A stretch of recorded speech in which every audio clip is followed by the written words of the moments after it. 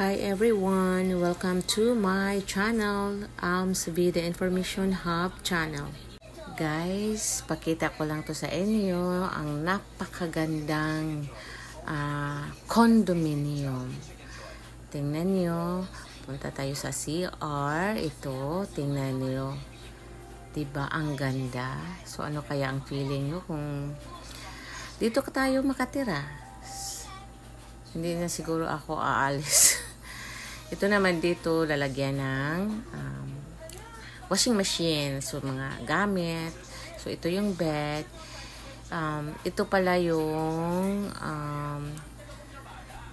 studio deluxe. So, napakalawak kasi malaki ang cut. So, kapag ganito yung room ko, ewan ko lang. Dito na ako laging magtatambay. So, ito yung mga dressing cabinet. Yan, yung TV. Kung magtatrabaho ka, dyan. Yung parang sala din. So, ang ganda, di ba? So, yan ang kitchen. Yan ang kitchen dyan. Ay, nakapaganda. So, ang napakagandang room.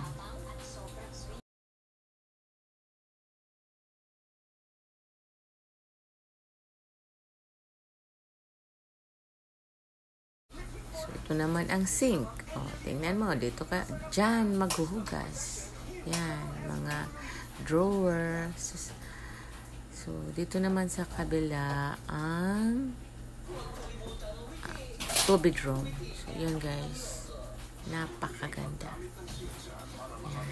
Tingnan mo yung CR.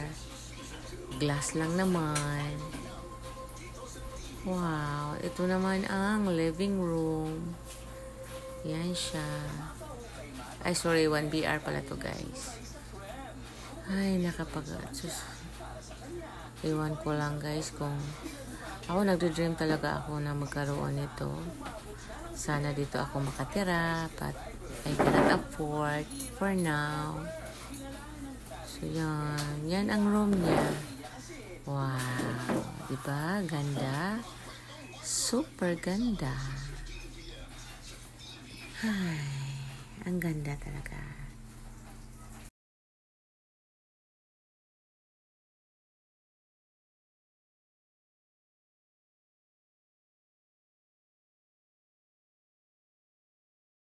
Kung gusto nyong manirahan dito guys, sa ganitong lugar, so simple lang, mag-invest kayo ng residential condominium kasi hindi malayo, tapos ang ganda ng mga location, mamili lang kayo.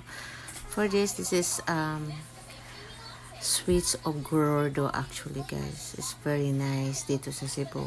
One of the iconic landmarks soon. So, just DM me kung interested kayo. Okay? So, andito na.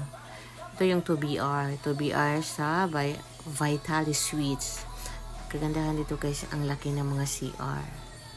Ang laki ng cat.